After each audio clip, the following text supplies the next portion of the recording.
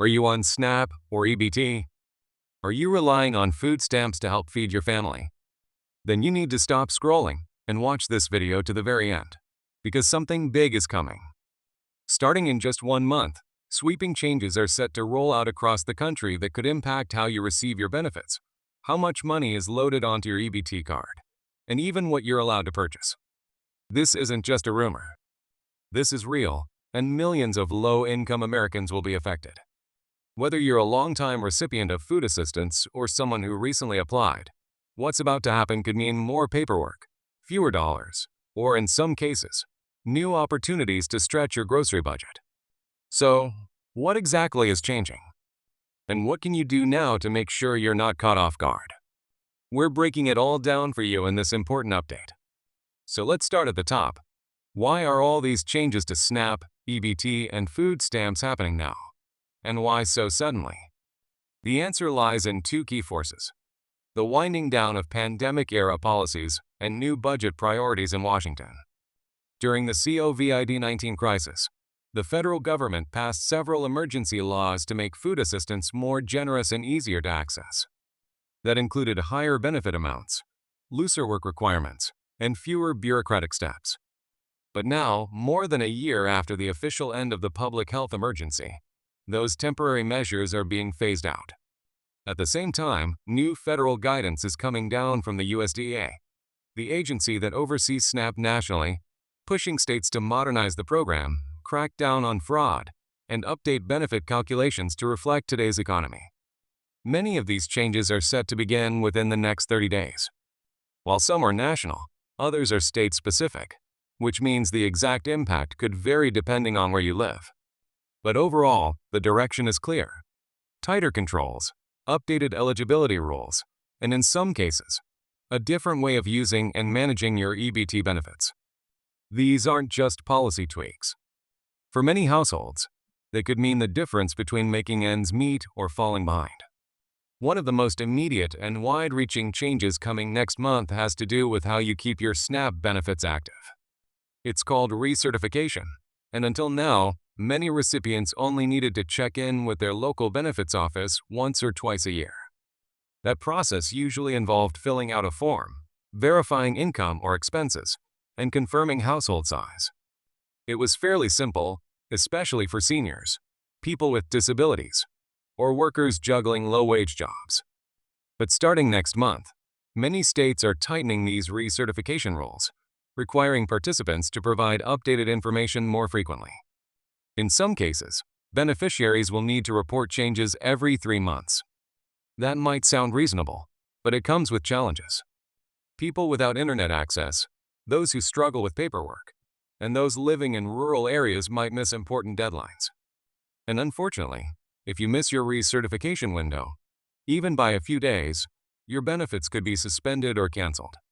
That's why it's so important to stay alert, check your mail, log into your SNAP portal regularly, and be proactive.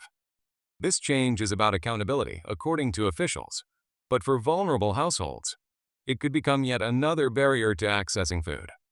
Another big shift on the horizon is the return of stricter work requirements for what's known as ABODs, able-bodied adults without dependents. These are SNAP recipients between the ages of 18 and 52 who are physically and mentally fit for employment and do not have children in the household. During the pandemic, the federal government temporarily waived the requirement for these individuals to work at least 80 hours a month or participate in a job training program. But as of next month, those waivers are gone in most states, and the old rules are not only coming back, they're getting tougher. Now, if you're an ABOD, you must meet the 80-hour work requirement every month to keep your benefits. Fail to meet it for 3 consecutive months, and you risk being locked out of the program for up to a year. And it doesn't stop there. A recent federal policy update is increasing the age cap, meaning that by the end of 2025, these rules could apply to anyone up to age 54. For many people working unstable part-time jobs or dealing with hidden barriers like unreliable transportation or mental health challenges, meeting this requirement won't be easy. But the clock is ticking, and starting next month, states will begin enforcing these rules again. So if you fall into this category, you need to act now. Now, let's shift gears to something more futuristic, and for some people, more convenient. Several states are launching or expanding their digital EBT program starting next month. What does that mean for you? In short, your EBT card may no longer be just a physical card. With new technology rolling out in select states, SNAP recipients will be able to access their benefits using mobile wallets, scan QR codes at checkouts, and even order groceries online for home delivery. Grocery chains like Walmart, Amazon, and Instacart are part of the growing list of partners, and some local stores are following suit. This is especially beneficial for people who are homebound, disabled, or living in food deserts where the nearest grocery store may be miles away. And while the technology is still being tested in some areas, more states are signing on, and next month marks the official launch date for several of them. If your state is participating, you'll receive instructions in the mail or via email, so make sure your contact information is current. The future of SNAP is going digital, but only if you're ready for it. For most recipients, the biggest question is always, how much am I going to get? That's where another significant update comes into play. As part of an ongoing effort to align SNAP benefits with inflation and cost of living adjustments, some states will begin updating their benefit amounts starting next month. The recalculations are based on the USDA's Thrifty Food Plan, which is updated periodically to reflect current grocery prices and nutritional needs. The good news: some households will see a modest increase, especially in states where food prices have spiked. The not-so-good news: others may see their benefits drop, particularly if their income has changed or if they live in areas where the cost of groceries has started to stabilize. It's a mixed bag, and that's why it's crucial to check your account early next month to see your updated benefit total. Remember, even a small shift in household income, like a part-time job or a change in rent, can affect how much you receive. Another change that's gaining momentum is in what you're allowed to purchase using SNAP benefits. While the federal program currently permits buying most grocery items, a growing number of states are experimenting with new guidelines, restrictions, and incentives. Starting next month, 2 states are launching pilot programs that will restrict the purchase of certain sugary drinks and snacks using EBT. At the same time, they'll offer incentives for buying healthier foods, like fruits, vegetables, and whole grains. For example, some states are offering a dollar-for-dollar match. If you spend $10 on fresh produce, you get $10 extra to spend. These healthy incentive programs are voluntary for now, but they are being closely watched by federal policymakers. The goal, according to supporters, is to improve public health and stretch food dollars further. Critics argue it limits personal choice. But whether you support or oppose the changes, what's clear is that the way SNAP works and what it covers is evolving fast. Unfortunately, one of the more disturbing trends in recent months has been a sharp rise in SNAP-related fraud. Thousands of recipients across multiple states have reported cases of EBT card skimming, cloning, and theft, where criminals steal benefits electronically before a recipient even knows what happened. Starting next month, many states are taking action to fight back. One of the biggest measures is the rollout of chip-enabled EBT cards, which are harder to duplicate and offer greater protection.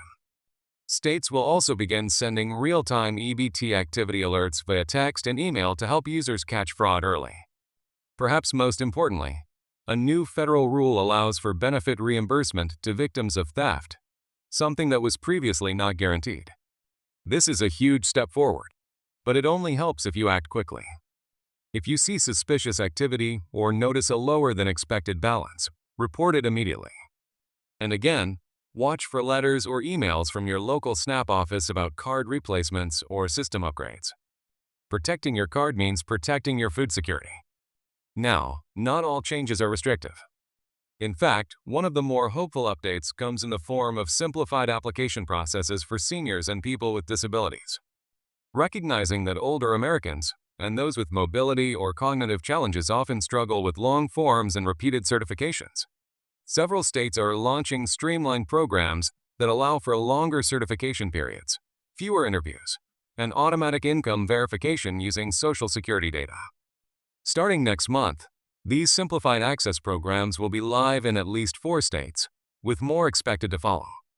For low-income seniors living on fixed incomes, this could mean more consistent access to food and fewer interruptions in benefits. It's a positive change, and one that's long overdue.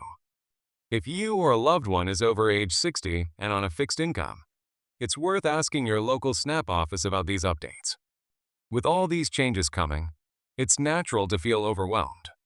But don't panic, prepare. The best thing you can do right now is to get ahead of the curve. First, log into your SNAP portal or call your state's EBT hotline to verify your contact info. Make sure your address, phone number, and email are all up to date. Second, watch for any letters or notices about changes to your benefit amount, work requirements, or card upgrades. Don't toss these in the trash. They could be the difference between keeping and losing your benefits.